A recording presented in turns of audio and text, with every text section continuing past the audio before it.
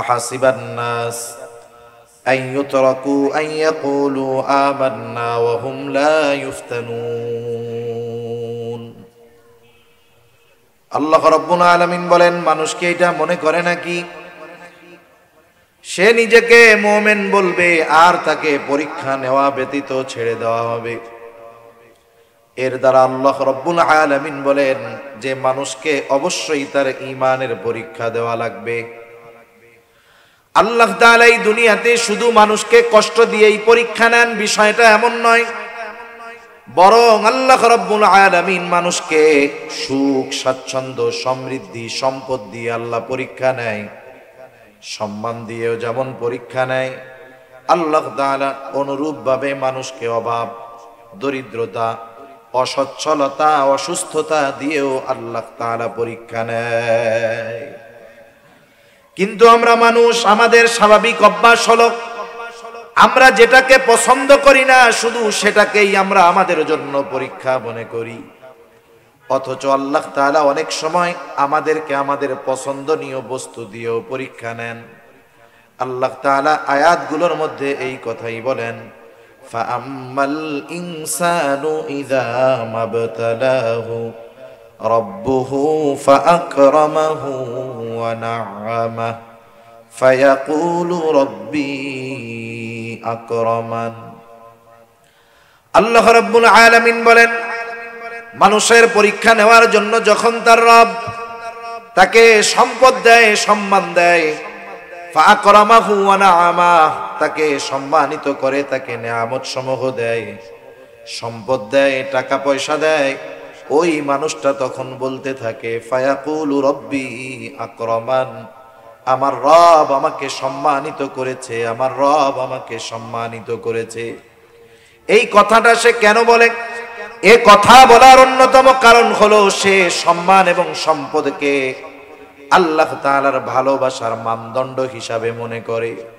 সে মনে করে আল্লাহ তাআলা তাকেই দুনিয়ায় সম্মান দেয়, তাকেই দুনিয়ায় সম্পদ দেয় যাকে আল্লাহ ভালোবাসে। তাহলে সম্মান সম্পদ যে পায় সে মনে করে আমাকে ভালোবাসে কে? অথচ বলেন তো, এ দুনিয়াতে আল্লাহ তাআলা ফেরাউনকে কম সম্মান বা পাওয়ার দিয়েছিল নাকি? ফেরাউনের পাওয়ারের অভাব নাই, ফেরাউনের ক্ষমতার অভাব ছিল না, কারুনের সম্পদের অভাব ছিল না। কারুনকে আল্লাহ তাআলা এত পরিমাণ সম্পদ দিয়েছে যে কারুনের ধন ভাণ্ডারের চাবি বহন করার জন্য একদল শক্তিশালী যুবকের দরকার হইত। গোটা দুনিয়ার সব মানুষকে যদি জিজ্ঞাসা করি যারা ফেরাউনকে চিনে, কারুনকে চিনে, যদি বলি যে ফেরাউনরে তো আল্লাহ অনেক ক্ষমতা দিছিল, খুব মনে হয় ভালোবাসতো, সকলেই বলবে না, ভালোবাসতো না, মুমিন লাগবে না। আপনি যদি একজন অমুসলিমকেও বলেন তুমি তো মুসলমানদের দেখতে পারো না, ফেরাউনও মুসলমানদের দেখতে পারতো না, তাইলে তোমাদের মধ্যে আর ফেরাউনের মধ্যে এই মিলটা আছে। এক কাজ করো, তুমি তোমার সন্তানের নামটা ফেরাউন রাখো, তোমাকে মাসে মাসে 1000 টাকা ভাতা দেওয়া হবে। মুসলমানরা তো বহুদূর, ফেরাউনের প্রতি একজন কাফেরেরও এতটা ঘৃণা, যতটা ইসলাম বিদ্বেষ তার মনের মধ্যে থাকুক না কেন, সে কখনো নিজের সন্তানের নাম ফেরাউন রাখবে না। কেন? আল্লাহ তো অনেক ক্ষমতা দিছিল, রাখবে কেউ? কাউকে যদি বলা হয় কারুন রাখো, কেউ রাখবে না। কারুনের সম্পদ ছিল ঠিক, কিন্তু কারুনকে আল্লাহ তাআলা ভালোবাসেন নাই। এজন্য সম্পদ সম্মান দিলেই যে আল্লাহ তাআলা ভালোবাসে বিষয়টা এমন নয়। কিন্তু আফসোস, আমাদের সমাজে, আমাদের দেশে, আপনাদের এলাকায়, আমাদের এলাকায়, সব জায়গায় এমন কিছু মানুষ আছে যেই মানুষেরা তারা মনে করে সম্পদ সম্মান হলো আল্লাহ তাআলার ভালোবাসার প্রমাণ। এজন্য দেখবেন অনেক টাকা পয়সাওয়ালা, অনেক সম্পদওয়ালা মানুষের সামনে গর্ব করে কয় নামাজ কালাম পড়ে না, নাফরমানি করে, ইসলাম বিদ্বেষিতা অন্তরের মধ্যে ভরা, কিন্তু টাকা পয়সা আছে আর দুনিয়াবি সম্মান আছে। কি কয় যে আরে ভাই আল্লাহ কত ভালোবাসে আমারে, ভালো না বাসলে আল্লাহ কি এগুলা দিত? এরকম বলার লোক তো নাই আলহামদুলিল্লাহ। আবার দেখেন আল্লাহ তাআলা যখন মানুষের সম্পদ সম্মান কেড়ে নেন, তাকে রিজিক সংকীর্ণতার মধ্যে ফেলান। আল্লাহ তাআলা বলেন, ওয়া আম্মা ইযা মাবতালাহু ফাকাদারা আলাইহি রিজকাহ ফায়াকুলু রাব্বি আহানান। আল্লাহ তাআলা বলেন, মানুষের পরীক্ষা নেওয়ার জন্য যখন তার রব তাকে রিজিক সংকীর্ণতা দেয়, ফাকাদারা আলাইহি রিজকাহ, তার রিজিকের মধ্যে সংকীর্ণতা দেয়, এইবার ওই লোকটা নিজেকে রিজিক সংকীর্ণতার জন্য উপযুক্ত ব্যক্তি মনে করে না, বরং সে নিজেকে সম্মান সম্পদের উপযুক্ত মনে করে।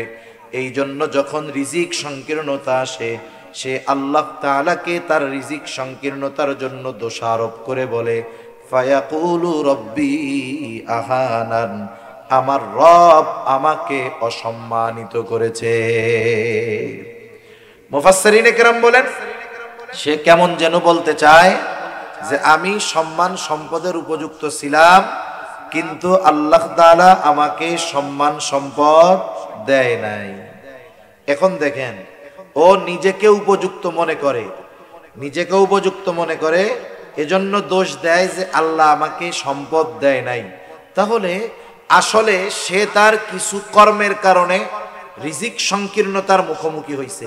এখন ওই ব্যক্তি যেহেতু নিজের কারণে রিজিক সংকীর্ণতার মুখোমুখি হইল, এখন এই রিজিক সংকীর্ণতার জন্য সে যদি আল্লাহকে দোষারোপ করে, তাহলে এটা আল্লাহর ব্যাপারে সত্য বলা হয় না মিথ্যা বলা হয়? নিঃসন্দেহে তাইলে আল্লাহর অপবাদ দেওয়া হয়। যেটা আল্লাহ করেন নাই সেই বিষয়টা আল্লাহর ব্যাপারে বলা হয়। এখন আমাকে আপনাকে কেউ যদি কোনো বিষয়ে দোষারোপ করে, যেই বিষয়ের সাথে আপনার আমার কোনো সম্পৃক্ততা নাই, আমি আপনি যতই দুর্বল হই না কেন, কেউ যদি আমাকে বিনা কারণে দোষারোপ করে, প্রতিবাদ করব কি করব না? বরং তার ওই পরিণতির কারণ যদি জানা থাকে, তখন বলবো, আরে মিয়া, তোমার এই পরিণতি আমার কারণে হইছে নাকি? তোমার জন্যই তো হইছে, তুমি এইটা করছো, এই জন্য হইছে, এরকম ধরায়া দিব কি দিব না? ওই মানুষেরা যখন বলে ফায়াকুলু রব্বি আহানান, আমার রব আমাকে অসম্মানিত করেছে, আসলে আমি অসম্মানিত হওয়ার মতো উপযুক্ত ছিলাম না, আমি সম্মানের উপযুক্ত ছিলাম, কিন্তু আমার রব আমাকে অসম্মানিত করেছে। আল্লাহ তাআলা তার ব্যাপারে এই মিথ্যারোপের প্রতিবাদ করে প্রথমেই বলেন, কাল্লা, তারা যেই অপবাদ দেয় এটা কখনোই সত্য নয়। তাহলে কেন তাদের রিজিকের মধ্যে সংকীর্ণতা আসে? আল্লাহ তাআলা প্রথমে তার ব্যাপারে আনিত মিথ্যা অভিযোগকে আল্লাহ তাআলা প্রথমে অভিযোগকে আল্লাহ রাব্বুল আলামিন অস্বীকৃতি জ্ঞাপন করার পর এবার তার রিজিকের সংকীর্ণতার কারণ বর্ণনা করে 1 নম্বরে বলেন, বরং তোমাদের রিজিক সংকীর্ণতার 1 নম্বর কারণ হলো লা তুকরিমুনাল ইয়াতীম। 1 নম্বর কারণ হলো তোমরা ইয়াতিমকে সম্মান করো না। 8টাই হবে, 8টা পর্যন্ত। এত সময় আমি পারবো না, আমার বুক ব্যথা। আমি তো 7:30টায় আমারে বলছে নামাজ, আমি সেই হিসাবে আলোচনা গুছায় নিয়ে আসছি। কি হইলো আবার এটা? আমি 7:30টা পর্যন্ত করতেছি, অসুবিধা নেই।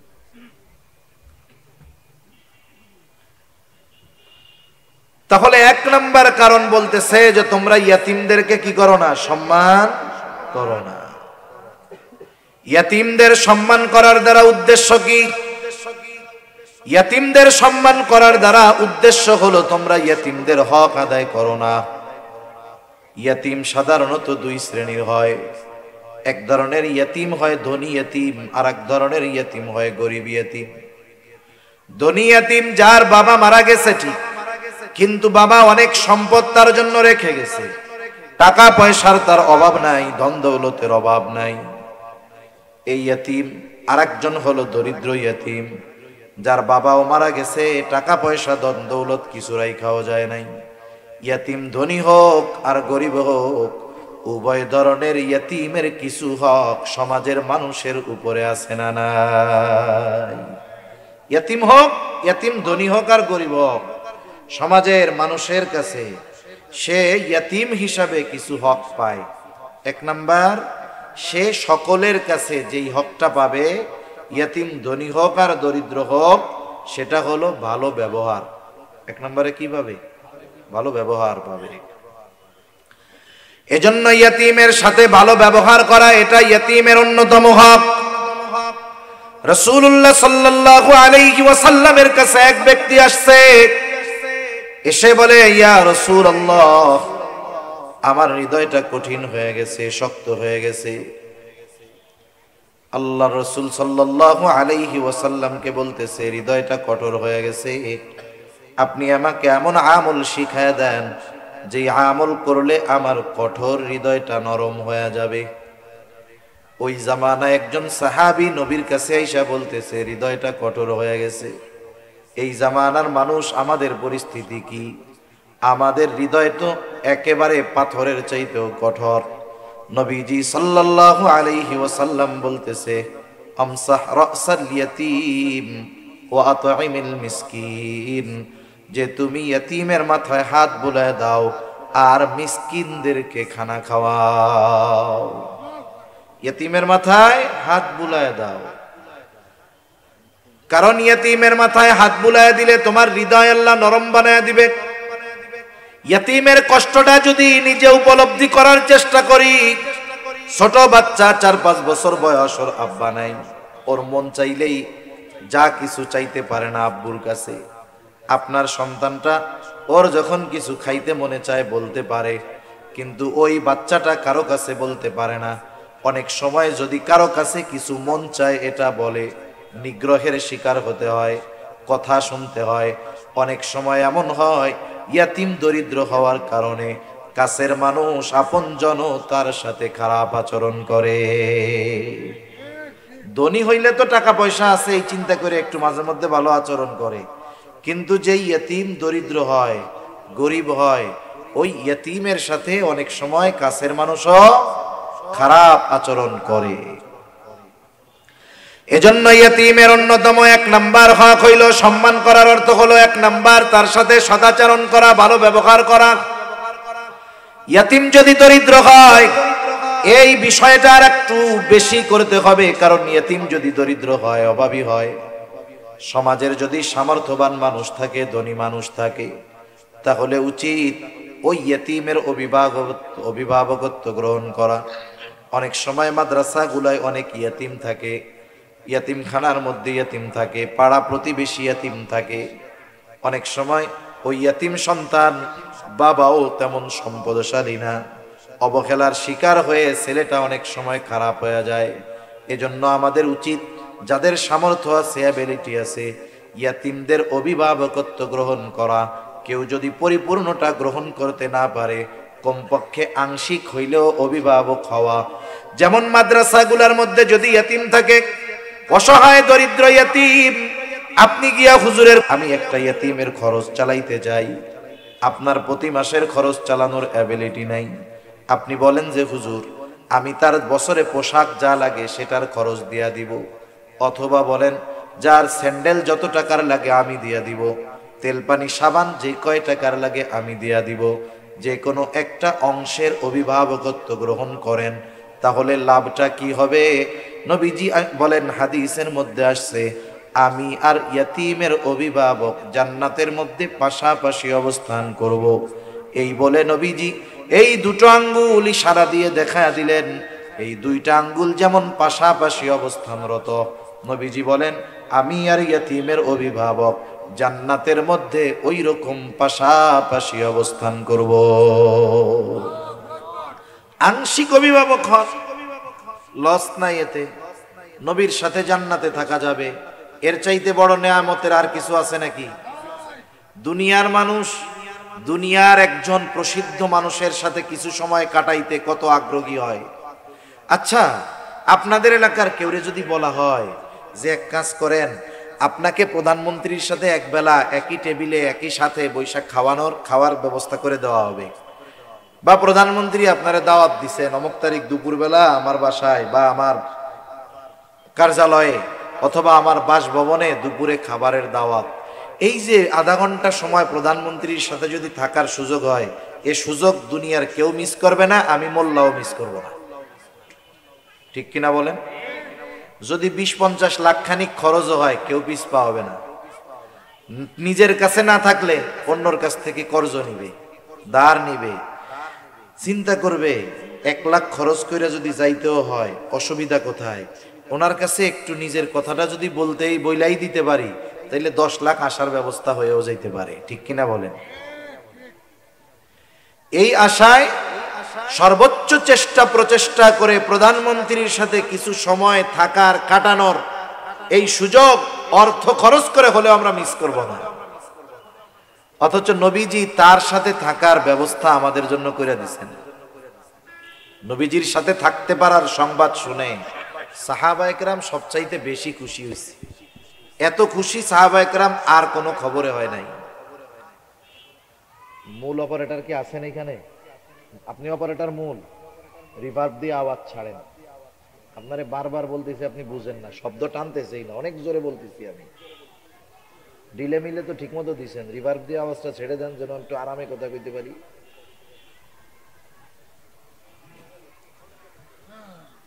রাসূল আকরাম সাল্লাল্লাহু আলাইহি ওয়াসাল্লামের সাথে অবস্থান করার সংবাদ শুনে সাহাবায়ে কেরাম সবচেয়ে বেশি খুশি হয়েছে। হযরত আনাস রাদিয়াল্লাহু তাআলা আনহু থেকে বর্ণিত হাদিস, নবীজি সাল্লাল্লাহু আলাইহি ওয়াসাল্লামের কাছে এক গ্রাম্য সাহাবী আসছে। গ্রামের মানুষ অনেক সময় তাদের সরলতাকে আমরা মূর্খতা মনে করি। গ্রামের মানুষ হলো সরল। এই মানুষটা এসে নবীজির কাছে সরাসরি প্রশ্ন করতেছে, ইয়া রাসূলুল্লাহি মাতাসসা, হে আল্লাহর রাসূল, কিয়ামত কখন হবে? নবীজি আরেকজনের সাথে কথা বলতেছিলেন, ওই অবস্থায় লোকটা এসে নবীজিকে প্রশ্ন করেছে। নবীজি ওই ব্যক্তির সাথে কথা শেষ করার পরে বলতেছেন, ওই লোকটা কোথায় যে জিজ্ঞাসা করলো কিয়ামত কখন হবে? লোকটা বলে, আনা ইয়া রাসূলুল্লাহ, হে আল্লাহর রাসূল, আমি জিজ্ঞাসা করেছি। নবীজি সাল্লাল্লাহু আলাইহি ওয়াসাল্লাম তার প্রশ্নের জবাব দেওয়ার আগে তাকে উল্টা পাল্টা প্রশ্ন করলেন। কারণ তার প্রশ্নের ভাবটা এমন ছিল না যে সে জানতে চায় কিয়ামত কখন আসবে, বিষয়টা এমন নয়। বরং তার প্রশ্ন করার ভাবে মনে হইতেছিল সে কিয়ামতের জন্য অপেক্ষা করতেছে, কিন্তু কিয়ামত আসতেছে না। বলার বা বাচন ভঙ্গি এরকম ছিল আর কি। মনে করেন আপনি গেছেন গ্রামের বাড়িতে যাবেন, বাড়ি এখানে যারা বাড়ি দূরে, এখন আপনি গাবতলী গেছেন টিকিট কাটার জন্য। টিকিট কাটার আগে আপনি কাউন্টারে গিয়ে জিজ্ঞাসা করছেন যে বাস কখন আসবে। এখন গাড়িওয়ালা বা ওইখানে কাউন্টার মাস্টার বলল বাস 10টার সময় আসবে। আপনি একটা টিকিট নিলেন, বললেন যে আমার একটা টিকিট দেন 10টায়। এখন 10টা পার হয়ে 10:30 বেজে গেছে। এখন আপনি গাড়ি আসতেছে না, আধা ঘন্টা লেট হয়ে গেছে, পার হয়ে গেছে। এখন আপনি গিয়ে তারে আবার জিজ্ঞাসা করলেন বাস কখন আসবে। টিকিট কাটার আগেও জিজ্ঞাসা করেছেন বাস কখন আসবে, টিকিট কাটার পরেও জিজ্ঞাসা করলেন বাস কখন আসবে। বলেন তো, টিকিট কাটার আগে বাস কখন আসবে আর টিকিট কাটার পরে বাস কখন আসবে? একই বাক্য, বলেন তো। কিন্তু আগের বাস কখন আসবে আর পরে বলা বাস কখন আসবে, তফাৎ আছে না নাই? কি তফাৎ আছে আমি একটু বলি। প্রথমটা হলো আপনি তার কাছ থেকে শুধু খবর জানতে চাইছেন কখন আসবে, সে বলছে 10টায় আসবে। এখন আপনি টিকিট কাটছেন, খবর জানা শেষ, টিকিট কাটলেন। এখন যখন আধা ঘন্টা পার হয়ে গেছে বাস আসে না, এখন যা জিজ্ঞেস করছেন বাস কখন আসবে। এখন আপনি খবর জানতে চান নাই। এই কথার ভিতরে কি আছে জানেন? এই মিয়া, 10টায় বাস আসার কথা, আধা ঘন্টা পার হয়ে গেল, বৈশা রইছি মিয়া, এখনো বাস আসার খবর নাই কেন? এখন বলেন তো, এই যে বাস কখন আসবে একই বাক্য যদিও, কিন্তু সময় বা বাচন ভঙ্গির পরিবর্তনের কারণে অর্থ বা বুঝের পরিবর্তন হয়েছে কি হয় নাই? ওই ব্যক্তি কিয়ামত কখন আসবে এমন ভাবে বলছে, মনে হচ্ছে সে কিয়ামতের জন্য রেডি হয়ে বসে রয়েছে।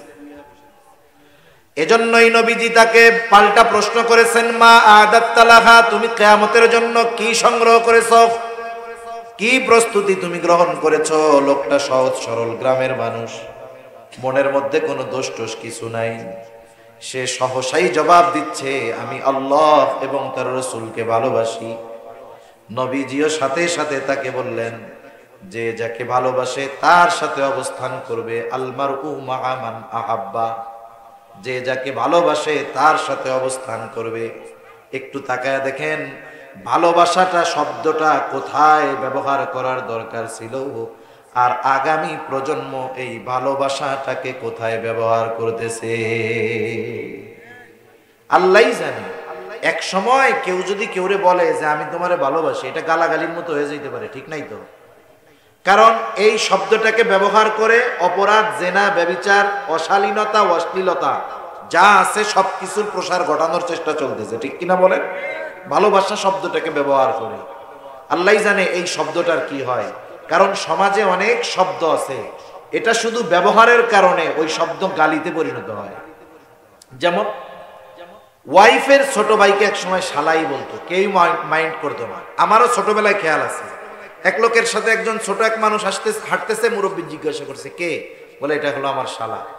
এটারে বকা মনে করতো না, কিন্তু এখন দেখেন বকা দিতে গেলে আগে কয় ওই শালা, ঠিক কিনা বলেন? তার মানে ওই শব্দ যথাযথ স্থানে ব্যবহার না হওয়ার কারণে এখন গালাগালি হয়ে গেছে। এই ভালোবাসা শব্দটাও এক সময় যথাযথ স্থানে ব্যবহার না হওয়ার কারণে আল্লাহ জানে কি হবে, গালাগালি হয়ে যাইতে পারে, ঠিক নাই? নবীজি বললেন আলমারউ মাআ মান আহাব্বা, যে যাকে মোহাব্বত করে ভালোবাসে তার সাথে অবস্থান করবে। লোকটা আর কিছু বলল না, সোজা বাড়ির দিকে হাঁটা দিল। হযরত আনাস রাদিয়াল্লাহু তাআলা আনহু বলেন, নবীজির মুখে যখন শুনলাম যে যাকে মোহাব্বত করে তার সাথে অবস্থান করবে, তার মানে আমি নবীর সাথে জান্নাতে অবস্থান করতে পারবো। হযরত আনাস রাদিয়াল্লাহু তাআলা আনহু বলেন, আমি নবীজিকে সর্বোচ্চ ভালোবাসি, আবু বকর ওমর রাদিয়াল্লাহু তাআলা আনহুমাকে ভালোবাসি। যদিও তাদের মতো আমল করতে পারি নাই, কিন্তু এই আশা রাখি জান্নাতে আমি তাদের সাথে অবস্থান করতে পারবো। হযরত আনাস রাদিয়াল্লাহু তাআলা আনহু আরো বলেন, নবীজির মুখে এই কথাটা শ্রবণ করবার পর যে যাকে মোহাব্বত করে তার সাথে অবস্থান করবে, আমরা এতটা খুশি হয়েছি ইসলাম গ্রহণের পরে আর কোনো কথার দ্বারা এতটা খুশি হই নাই। সেই নবীজির সাথে জান্নাতে থাকার যেই আমলগুলো করলে থাকা যাবে, এর মধ্যে অন্যতম একটি আমল হলো ইয়তীমের অভিভাবক হয়ে যাওয়া। সাথে সাথে নবীজি আর এক হাদিসের মধ্যে বলেন, ওই ঘর কতই না উত্তম ঘর যেই ঘরের মধ্যে একজন ইয়তীম আছে আর তার সাথে সদাচরণ করা হয়। আর ওই ঘর কতই না নিকৃষ্ট ঘর যেই ঘরের মধ্যে ইয়তীম আছে আর তার সাথে অসদাচরণ করা হয়, খারাপ ব্যবহার করা হয়। বুজুর্গানে দিন বলেন, মূল কথাটা হইল যেই ঘরে একজন ইয়তীম আছে, ওই ইয়তীমের সাথে ওই ঘরের মানুষ যখন সদাচরণ করে, ভালো ব্যবহার করে, ওই ইয়তীমের সাথে ভালো আচরণ করার কারণে আল্লাহ তাআলা ওই ঘরটাকে রহমত এবং বরকত দিয়া ভরপুর করে দেয়। আবার যেই ঘরে ইয়তীম, তার সাথে যখন খারাপ আচরণ করা হয়, আল্লাহ তাআলা বেজার হয়ে যায়, নাখোশ হয়ে যায়। এই কারণে আল্লাহ রাব্বুল আলামিন ওই ঘর থেকে বরকত, রহমত উঠায় নিয়ে যায়। এই জন্য আমি আপনি যদি একজন ইয়তীমের খাবারের ব্যবস্থা করি, আমি হয়তো দেখব তার পেছনে কিছু পয়সা খরচ হইতেছে, কিন্তু দেখা যাবে তার পেছনে ব্যয় হবে ৩,০০০ টাকা। আল্লাহ তাআলা তার বরকতে, তার কল্যাণে আমাকে লক্ষ লক্ষ টাকার কল্যাণ, বরকত আল্লাহ দান করবে। সব সময় বরকত কিন্তু দেখা যায় না, দেখা যায় না। মনে করেন একজন বেতন পায় ৫০,০০০ টাকা, তার খরচ কিচ্ছু নাই, নিজের বাড়িতে থাকে, ঘর নিজের, জায়গা নিজের। ৫০,০০০ টাকা ঢাকা শহরে যদি বাসা ভাড়া দেওয়া না লাগে, তাহলে মোটামুটি এটা দিয়ে ভালো মতো চলা যায়। এখন পরিবারের লোক ২ জন ৩ জন, বাচ্চা একটা, দেখা যায় মাস শেষে ৫০,০০০ কুলায় না, আরো মানুষের কাছ থেকে ঋণ করা লাগে। আছে না নাই? আছে। কেন? আরে প্রতি মাসে ওনার বউ 10 দিন অসুস্থ, উনি 10 দিন অসুস্থ, পোলাপান 10 দিন অসুস্থ, হাসপাতালে দৌড়াইতে দৌড়াইতে টাকা পয়সা শেষ। আবার আর এক আল্লাহর বান্দা, সে টাকা পয়সা বেশি পায় না, বেতন কম পায়, কিন্তু আল্লাহ তাআলা তার ঘরে কোনো রোগ দেয় নাই। আল্লাহ তাআলা তাদেরকে স্বল্পে তুষ্টতা দান করছে, মানে যা হয় তা দিয়ে খাইয়াই আলহামদুলিল্লাহ বলে। এই ঘরের রোগ বালাই নাই, আল্লাহ তাআলা এই যে দেখেন বরকত কি, ওরে রোগ দিয়া ওর সম্পদ শেষ করে দিছে, আর আল্লাহ তাআলা এদেরকে সুস্বাস্থ্যতার নিয়ামত দিয়ে আল্লাহ তাআলা এদের সম্পদকে বাঁচায় দিছে। ঠিক কিনা বলেন? এজন্য বিভিন্ন পদ্ধতিতে আল্লাহ তাআলা বরকত দেয়। মানুষ অনেক সময় বুঝতে পারে, মানুষ অনেক সময় এটা অনুধাবন করতে পারে না। সেজন্য ইয়তীমের অভিভাবক যদি হওয়া যায় এতে লাভ আছে। সাথে সাথে আরেকটা বিষয়ে সতর্ক থাকার দরকার, কেউ যদি ইয়তীমের অভিভাবক হয়, ইয়তীমের যেই সম্পদ থাকবে, ইয়তীমের মালিকানায় যেই সম্পদগুলো, খবরদার সে ছোট হওয়ার কারণে তাকে ধোঁকা দিয়ে ইয়তীমের সম্পদগুলো নিজে ভক্ষণ করা যাবে না। এটা বড় জঘন্য কাজ। অন্যায়ভাবে অন্য কারো সম্পদ ভক্ষণ করা এটা নিঃসন্দেহে গর্হিত কাজ। আল্লাহ তাআলা এটা নিষেধ করেছেন, ওয়ালা তাকুলু আমওয়ালাকুম বাইনাকুম বিল বাতিল। আল্লাহ তাআলা বলেন অন্যায়ভাবে তোমরা কারো সম্পদ ভক্ষণ করো না, এটা বড় জঘন্য এক খারাপ কাজ। এই কাজটা আমাদের সমাজে বেশি, বিশেষ করে টাকা পয়সা সহ জমি জাতি যা আছে, মানুষ আরেকজনেরটা কেমনে নিজে খাবে, কেমনে ভোগ দখল করবে, এই দান্দায় থাকে। গ্রাম অঞ্চলে বেশি, শহরেও আছে। শহরে তো ভূমিদস্যুর অভাব নেই, আছে না নাই? এদেশের বড় বড় শিল্পপতি তারা এক সময় কিছুই ছিল না, মানুষের জমি দখল দিয়া বড় বড় আধুনিক স্থাপনা গড়ে উঠতেছে। দেখা যাবে ওই বিশাল স্থাপনার নিচে শত শত মানুষের লাশ আছে। ঠিক কিনা বলেন? এদেশে আছে এরকম। অথচ নবীজি বলেন অন্যায়ভাবে কেউ যদি কারো 1 বিঘত জমিন দখল করে, কিয়ামতের দিন 7 তবক জমিন তার গলার সাথে পেঁচায় দেওয়া হবে। এ তো এক শাস্তি গেল। কিয়ামতের দিন এই যে আরেক বান্দার হক সে দখল দিল, কিয়ামতের দিন ওই বান্দার হক তাকে আদায় করতে হবে। হয়তো তার নেকি দিয়ে হক আদায় করবে, না হয় ওই ব্যক্তির গুনাহ নিয়ে তাকে তার হক আদায় করতে হবে। এজন্য আমরা অন্যায়ভাবে কারো সম্পদ ভক্ষণ করব না, সে যে ব্যক্তি হোক। অন্যায় বলতে আমরা বুঝি সব সময় মনে হয় পাওয়ার খাটাইয়া অন্যায় করতে হয়, তা না। মিষ্টি ভাষা দিয়ে অন্যায় করা যায় কি যায় না? মিষ্টি ভাষা দিয়েও জুলুম করা যায়। একজনের কাছ থেকে একজন একটা জিনিস দখল দেয় ক্ষমতা দেখায়, আর একজন ক্ষমতা দেখায় না, মিষ্টি কথা কইয়া দখল দেয়। দুইজনের উদ্দেশ্য এক, কর্মও এক, কিন্তু পদ্ধতি ভিন্ন। এজন্য আমরা অন্য কারো সম্পদ ভক্ষণ করব না। এটা যদি ইয়তীমের হয় তাইলে কি হবে? আল্লাহ তাআলা বলেন ইন্নাল্লাযীনা ইয়াকুলুনা আমওয়ালাল ইয়াতামা যুলমান ইন্নামা ইয়াকুলুনা ফি বুতুনিহিম নারা। আল্লাহ তাআলা বলেন নিশ্চয়ই যারা অন্যায়ভাবে ইয়তীমের সম্পদ ভক্ষণ করে, ইন্নামা ইয়াকুলুনা ফি বুতুনিহিম নারা, সে কেমন যেন তার পেট আগুন দ্বারা ভরপুর করে। বলেন তো আগুনের অবস্থান জান্নাত নাকি জাহান্নাম? নিঃসন্দেহে জাহান্নাম। আল্লাহ তাআলা এই জন্য বলেন ওয়াসায়াসলাউনা সাঈরা, অচিরেই তার আবাসস্থল হবে জাহান্নাম। এজন্য ইয়তীম যদি কারো অধীনে থাকে, ইয়তীমের সম্পদের হেফাজত করা, ইয়তীমের সাথে ভালো আচরণ করা, ইয়তীমের হক আদায় করা, এটাই হলো ইয়তীমকে সম্মান করা। যারা ইয়তীমকে সম্মান করে আল্লাহ তাআলা বলেন তাদের রিজিক আল্লাহ প্রশস্ত করে দিবে। আর যারা ইয়তীমকে অসম্মান করে তথা ইয়তীমের সাথে খারাপ আচরণ করে, ইয়তীমের হক নষ্ট করে, ইয়তীমের সম্পদ ভক্ষণ করে, বলে তোমার কাগজে কলমে সম্পদ থাকবে কিন্তু আমি আল্লাহ তোরে খাইতে দিব না। ঠিক কিনা বলেন? তাহলে মানুষের রিজিক সংকীর্ণতার 1 নাম্বার কারণ ইয়তীমের হক আদায় না করা।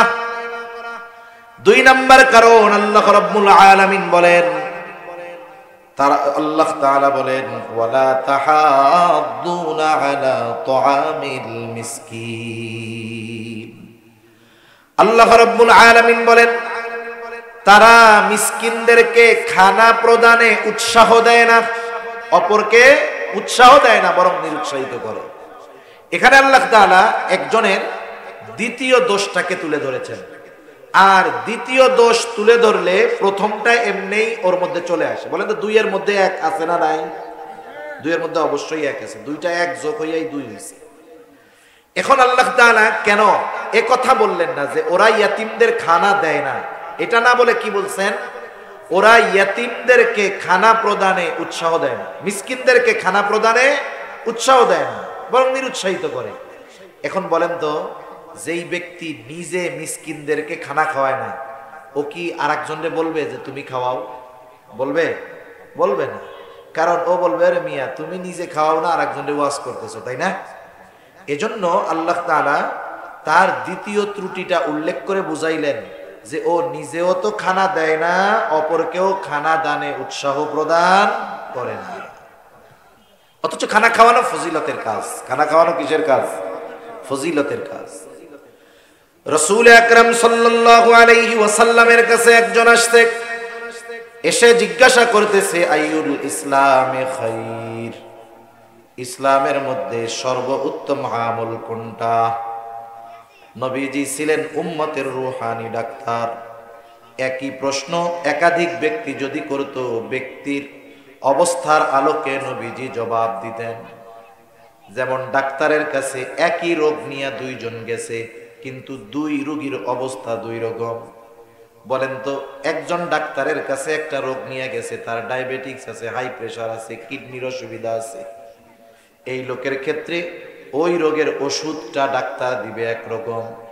আবার একই রোগ নিয়ে আর একজন গেছে, তার অন্য কোনো রোগ নাই, তার ব্যাপারে ওষুধ দিবে আর এক রকম। ঠিক কিনা গণ? এখন যদি দুইজন কয়, কেমন ডাক্তার রে, আমিও জ্বর নিয়ে গেলাম, তুমিও জ্বর নিয়ে গেলাম, আমারেও যা দিছে তোমারে তো তা দেয় নাই, তাহলে ডাক্তার মনে হয় ভালো না। বিষয়টা কি এমন নাকি? বরং ডাক্তার তো এক্সপার্ট, এই জন্য রোগীর অবস্থা বুঝে ওষুধ দিছে, যে জানে যে ওই সুস্থ ব্যক্তিকে জ্বরের ওষুধ যা দিয়েছি, টাইফয়েডের ওষুধ যা দিয়েছি, এই ডায়াবেটিক্স ওয়ালা, হাই প্রেশার ওয়ালা, কিডনির রোগীওয়ালারা যদি দেই, ও মরে যেতে পারে। নবীজি উম্মতের রূহানি ডাক্তার ছিলেন। এজন্য একই প্রশ্নের ক্ষেত্রে ব্যক্তির অবস্থার আলোকে নবীজি জবাব দিতেন। এই ব্যক্তির এই প্রশ্নের জবাবে নবীজি বলতেছেন, তুতাইমুত তাআম ওয়া তাকরাউস সালাম আলা মান আরাফতা ওয়া মান লাম তারিফ।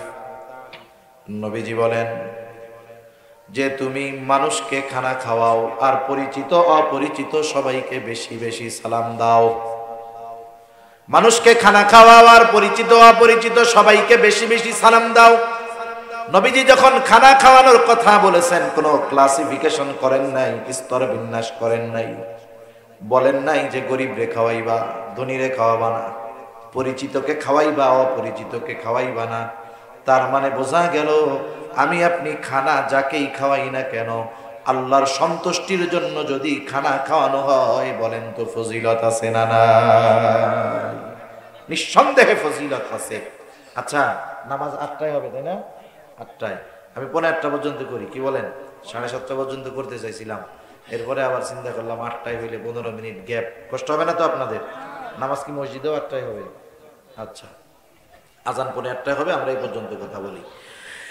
এখন খানা খাওয়ানো ফজিলতের কাজ। তাহলে বোঝা গেল, একজন গরিব মানুষ সে যদি আল্লাহর সন্তুষ্টির জন্য, আল্লাহর খুশির জন্য কোটিপতিকে খানা খাওয়ায়, ফজিলত আছে না নাই? এটা হলো আম ফজিলত। শুধুমাত্র নিয়ত থাকতে হবে, খাওয়াচ্ছি কার জন্য? আল্লাহর জন্য, তাইলে ফজিলত আছে। কিন্তু যদি কেউ গরিব মিসকিন অসহায়কেও খানা খাওয়ায়, কিন্তু উদ্দেশ্য থাকে ওরে খানা খাওয়াইলাম এই কামটা করাম, তাইলে ফজিলত পাওয়া যাবে। এটা সাহাবায়ে কেরামের একটা গুণ, তারা মানুষকে আল্লাহর জন্য খানা খাওয়াইতো। আল্লাহ রাব্বুল আলামিন বলেন তাদের ক্যারেক্টার কেমন ছিল। তারা মানুষের কাছে খানা খাওয়াইয়া বিনিময় আশা করতো না, বিনিময় আশা করতো আল্লাহ তাআলার কাছে। আল্লাহ তাআলা তাদের এই অবস্থার কথা কোরআনুল কারীমের মধ্যে বলেন, ইন্নামা নুতঈমুকুম লিওয়াজহিল্লাহ লা নুরিদু মিনকুম জাযাআও ওয়ালা শুকুরা। তারা কি বলতো? বলে ইন্নামা নুতঈমুকুম লিওয়াজহিল্লাহ, তোমাদেরকে খানা খাওয়াইছি একমাত্র আল্লাহর জন্য, লিওয়াজহিল্লাহ, আল্লাহর জন্য খানা খাওয়াইছি, তথা আল্লাহ তাআলার সন্তুষ্টির জন্য খানা খাওয়াইছি। যেহেতু আল্লাহর সন্তুষ্টির জন্য খানা খাওয়াইছি, শোনো, লা নুরিদু মিনকুম জাযাআ, আমরা এই খানা খাওয়ানোর কোনো বিনিময় তোমাদের কাছে চাই না, প্রতিদান চাই না। অনেক সময় আমরা মানুষের উপকার করি, যার উপকার করলাম অনেক সময় বিনিময় আশা করি, দিল না, কমপক্ষে আশা করি যে তার এত উপকার করলাম একটু ধন্যবাদ তো দিবে, থ্যাংক ইউ তো দিবে, কৃতজ্ঞতা তো প্রকাশ করবে। বলি না এরকম? যারে মিয়া কিছু খাওয়াই নাই, আপত্তি নাই, এই লোকটার এমন কাজটা করে দিলাম, একটু কৃতজ্ঞতাও প্রকাশ করলো না, ধন্যবাদও দিল না, তার মানে কমপক্ষে তার কাছ থেকে ধন্যবাদ পাওয়ার আশা আমার ছিল। কিন্তু সাহাবায়ে কেরাম কি বলে? বলে লা নুরিদু মিনকুম জাযাআও ওয়ালা শুকুরা, বিনিময় তো চাই না, বরং তোমাদের কাছে কৃতজ্ঞতাও চাই না। আমার খানা খাইয়া আমার কৃতজ্ঞতা করার দরকার নাই, তোমরা আল্লাহর কৃতজ্ঞতা প্রকাশ করো। কেন চাই না? কারণ খানা খাওয়াইছি যার জন্য প্রতিদান দিবেন তিনি। সেজন্য আমরা যে খানাই খাওয়াই না কেন, ধনীরে খাওয়াই আর গরিবরে খাওয়াই, প্রতিদান আশা করব কার কাছে? আল্লাহর কাছে। এবার আসেন, যারাই খাওয়াইলে ফজিলত, তাইলে আত্মীয় স্বজনকে দাওয়াত দিয়ে খাওয়াইলে ফজিলত আছে না নাই? বিবাহ অনুষ্ঠান করতেছেন, আত্মীয় স্বজন দাওয়াত দিছেন, এই আত্মীয় স্বজনরা দাওয়াত দিয়ে খাওয়াইলে ফজিলত আছে না নাই? খাওয়াইয়া টেবিল পাইতে কেন নাই? টাকা পয়সা ফজিলত নাই এটা? আরে আখেরাতের ফজিলত না হইলে হইল, দুনিয়ার তো কিছু ইনকাম হইল। এটা হলো ভদ্রবেশে গলা কাটার ব্যবসা। ভদ্রবেশে কি ব্যবসা? গলা কাটার ব্যবসা। চিন্তা করে দেখেন অবস্থাটা কি। এই বাজারে দাওয়াত দিলে 1000 টাকার কম একা খাইয়া দিতে পারবেন? আর আপনি যত বড় খাদক হন 1000 টাকা খাইতে পারবেন না। এমন সিস্টেম হবে 1000 টাকার খাবার আপনি খাইতে পারবেন না। তাহলে আমরাও আশা করি যে দাওয়াত দিছি, এরা তো কিছু দিব, টাকা পয়সা ধার করে হইলেও দাওয়াত দিয়ে মানুষরে খাওয়াই। আহা, সেই জন্যই তো এখন দাওয়াতের মধ্যে হৃদ্রতা নাই, মহব্বত নাই, ভালোবাসা নাই। আপনার কাউরে দাওয়াত দিয়ে খাওয়ানোর দরকার নাই, কোনো অসুবিধা নাই, অ্যাবিলিটি নাই, দাওয়াত দেন নাই, অসুবিধা কি? কিন্তু দাওয়াত দিয়ে মানুষের কাছ থেকে বিনিময় আশা করা, এর চাইতে অভদ্রতা আর অসভ্যতা কিছুই হতে পারে না। আপনার যদি মানুষরে আল্লাহর জন্যই খাওয়াইতে মন চায়, কার্ড দিবেন, উপরে লেখা দিবেন যে ওই যে আরবি এই কথাটার যে কোনো একটা সারমর্ম লিখে দিবেন, ইন্নামা নুতঈমুকুম লিওয়াজহিল্লাহ, আমরা আপনারে দাওয়াত দিচ্ছি আল্লাহর জন্য, কোনো বিনিময় আশা করি না, আপনি আসলেই খুশি হব। ঠিক কিনা বলেন? এটা কেউ লিখবে না, কারণ চিন্তা করে এত খরচ করছি, কিছু না উঠলে হইব নাকি? এ কাম করা যাবে না। তাহলে আমরা আত্মীয় স্বজনকে দাওয়াত দিয়ে খাওয়াবো, এটা ভালো কাজ, তবে কার জন্য? আল্লাহ তাআলার জন্য। মানুষও চালাক আছে। আগে কি করতো জানেন? আগে একটা কার্ড দিছে, এক কার্ড দিছে এক ফ্যামিলিতে, এক কার্ড এক ফ্যামিলিতে, আপনি আপনার পরিবার সহ দাওয়াত। এখন দেখা গেছে ওই পরিবারের লোকজন আসছে, তারা 5 জন দাওয়াত দিছে। এবার চিন্তা করছে আমরা যামু, তাইলে মেয়েটাকেও বলি, মেয়েটাও আসুক, নাতিপুতাও আসুক। দেখা যাবে এক কার্ডে এক হায়েস বইরা চলে আসছে 12-13 জন, 13-14 জন এক টেবিলে খাইয়ে টাকা দিয়ে গেছে 5000। এখন হিসাব করে, হায় রে, বিল টিল দিয়া তো একজনের পিছনেই 600-700 উপরে খরচ, খাইয়া গেল 14 জন, তাইলে এখানে তো লস হয়ে গেছে ব্যবসায়।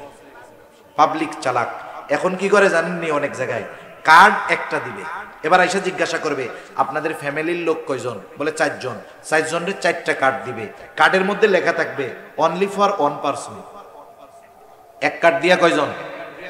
আগে আইসা কমিউনিটি সেন্টারে আইসা পড়লেই ঢুকে যাওয়া যাইতো, কারণ অভ্যর্থনার জন্য ওই অনুষ্ঠান যার সে থাকতো। এখন চালাকি করে ওই কমিউনিটি সেন্টারের গেটে অপরিচিত একটা লোককে দাঁড়া করায় রাখবে, যে কার্ড দিবে সে ঢুকতে পারবে। ওই অপরিচিত লোক কে এই মেহমান, কে মেহমান টেহমান, ও তো আর চিনবে না। কার্ড দিবেন, ঢুকবেন, কার্ড নাই আপনি যেই হন ঢুকতে পারবেন না।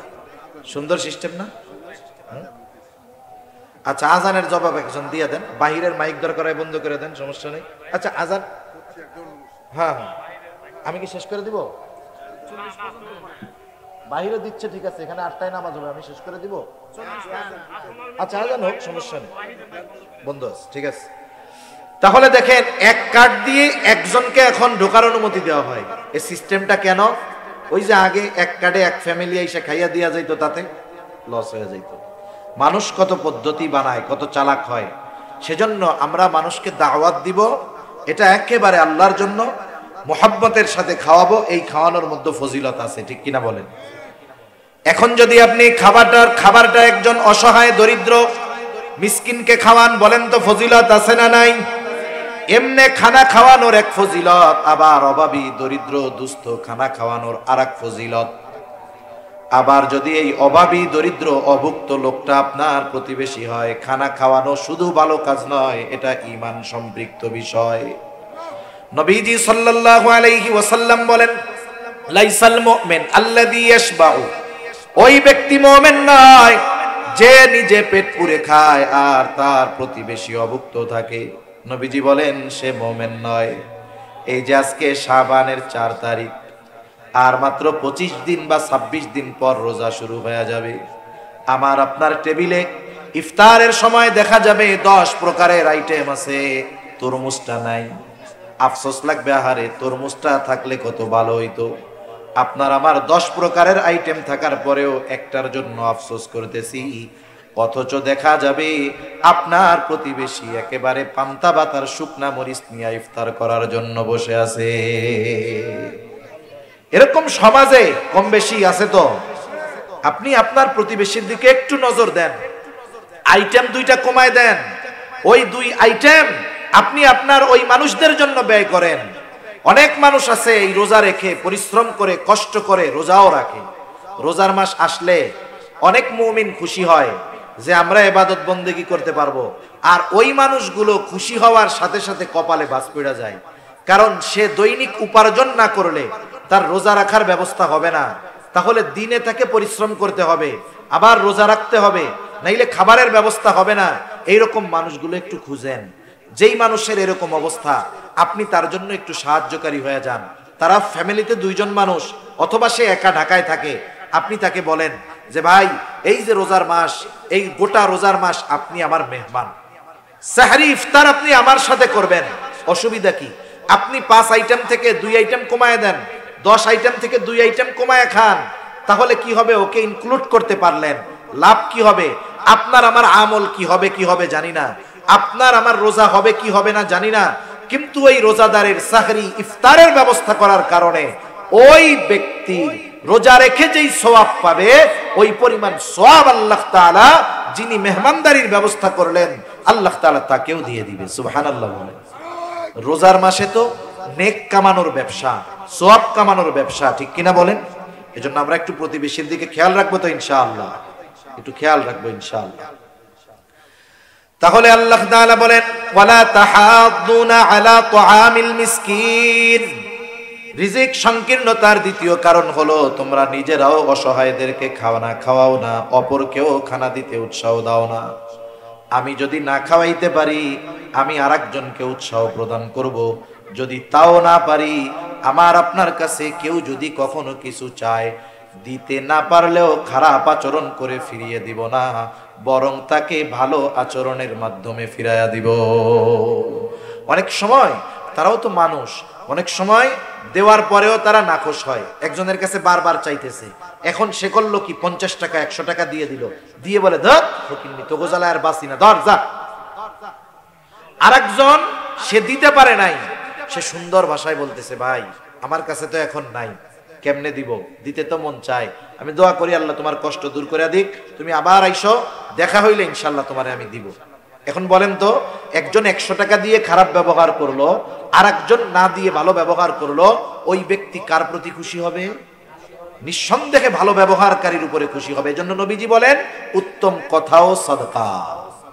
আপনি তাকে না দিয়ে ভালো ব্যবহার করে কবুল সাদকার মালিক হয়ে গেলেন, সওয়াব পেয়ে গেলেন। আর একজন দিয়ে খারাপ আচরণ করে সওয়াবের মালিক হতে পারলেন না। 3 নম্বর কারণ আল্লাহ তাআলা বলেন, ওয়াতাকুলুনা তুরাসা আকলাল লাম্মা। ওয়ারিসি সম্পদ সব তোমরা একা ভক্ষণ করে ফেলো। বাবা মারা গেছে, অঢেল সম্পদ রেখে গেছে, অনেক ভাই এমন আছে বোনদেরকে সম্পদ বঞ্চিত করে, আছে না নাই? আরে একেবারে মেইন রোডের সাথে মধু সিটির মধ্যে জমি আছে, এই জায়গা ভ্যালুয়েবল প্লেস, আবার একেবারে বাগাড়ের মধ্যে ওই যে জায়গায় লোকজন যায় না, ওই জায়গায়ও জমি আছে। এবার ভাইরা চিন্তা করে, এখান থেকে যদি বোনদেরকে দিয়া দেই, তাহলে তো জমি কমে যাবে। সিস্টেমে বোনদেরকে এই দামি সম্পদ বঞ্চিত করে আর এক জায়গার থেকে দেয়, আছে না নাই? আবার কত জায়গা আছে দেয়ও না, বছরের পর বছর খাইতে থাকে, বোনরাও কিছু বলে না। মানুষের জীবন তো একরকম যায় না, এটাও ইসের মতো, স্রোতের মতো, এক সময় সচ্ছলতা থাকে, এক সময় অভাব দরিদ্রতা আসে, স্বাভাবিক বিষয়। এখন বোনরা অভাবে পড়ছে, এতকাল বাইরে কিছু বলে নাই, এবার এসে বলতেছে ভাই এই জমি তো আমারও হক আছে, তোমারও হক আছে, এতকাল তুমি একা খাইছো, কোনো অসুবিধা নাই, আগেরটা মাপ, এখন থেকে যদি খাইতে চাও, যদি রাখতে চাও, ন্যায্য দাম দিয়ে রাখো, অথবা তোমার আমার যেই হক আমাকে বুঝাইয়া দাও। 10 বছর 15 বছর পরে এসে বোন যখন তার হক ভাইয়ের কাছে চায়, অনেক হাজী সাহেব, অনেক আবেদ ভাই মুখটা একেবারে শুকায়া পেঁচার মতো হয়ে যায়, ঠিক কিনা বলে? তখন কি কয়, সম্পদ তো নিবি না, সম্পর্কটা শেষ করে যাবি, এরকম বলে না? অথচ হক ছিল তার। এই যে এই লোকগুলো চিন্তা করে কি সব একা খাবে। আল্লাহ তাআলা বলেন হয়তো তোমার সম্পদ কাগজে কলমে বাড়বে, কিন্তু আমি আল্লাহ তোমাকে এগুলো ভক্ষণ করতে দিব না। সেজন্য আমার আপনার উপরে যদি কারো হক থাকে, এই হক মুক্ত হয়ে দুনিয়া থেকে যেতে হবে। কারণ হাদিসের মধ্যে আসছে আল্লাহ তাআলার হক বড় কিন্তু জটিল না। কারণ আল্লাহ তাআলার ঘোষণা আছে, নবীজি যখন মেরাজে গেছে ওইখানেই আল্লাহ তাআলা এই উম্মতের জন্য সুসংবাদ দিয়ে দিয়েছে, যদি এই উম্মত ইমানদার হয়, শিরিক থেকে বেঁচে থাকে, তার দ্বারা যত পাপ সংগঠিত হোক না কেন, শিরিক যদি না করে, আল্লাহ তাআলা যদি চান তার সব গুনাহগুলো আল্লাহ তাআলা মাফ করে দিবে। আল্লাহর হক বড় তবে জটিল না, আল্লাহ মাফ করে দিতে পারে। একজন সারা জীবন নামাজ পড়ে নাই, শিরিক করছে, শিরিক করে নাই, আল্লাহর কাছে মাফ চাইছে, আল্লাহ মাফ করে দিতে পারে। এগুলো আল্লাহর হক। কিন্তু বান্দার হক ছোট কিন্তু এটা জটিল। বান্দার হক ছোট কিন্তু এটা জটিল। কিয়ামতের দিন কেউ কাউকে ছেড়ে দিবে না।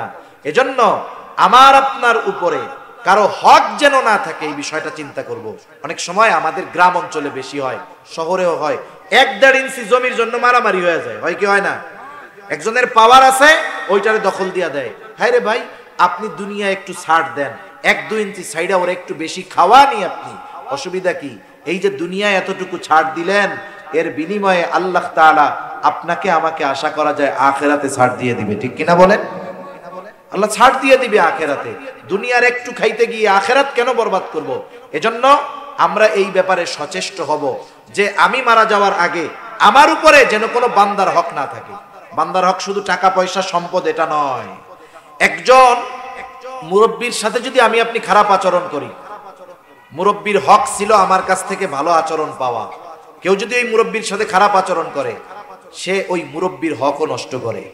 এজন্য রাসূল সাল্লাল্লাহু আলাইহি ওয়াসাল্লাম এক হাদিসের মধ্যে আসছেন, তিনি বলেন তোমরা ওই দিন আসার আগে, যেই দিন বাদী বিবাদীর মধ্যে আল্লাহ ফয়সালা করে দিবে, ওই দিন আসার আগে তোমরা যদি কথার দ্বারাও কাউকে কষ্ট দিয়ে থাকো, তাহলে দুনিয়াতে তোমরা মাপ চায়া নাও। একটু চিন্তা করে দেখেন তো, এই হায়াতে আমরা কতজনকে কথার দ্বারা, কর্মের দ্বারা, আমার পাওয়ারের দ্বারা কষ্ট দিয়েছি। হয়তো এমন মানুষ আছে অনেককে কষ্ট দিয়েছি, দুনিয়া থেকে চলে গেছে। অনেক মানুষকে কষ্ট দিয়েছি, তার সাথে আর দেখা হবে না।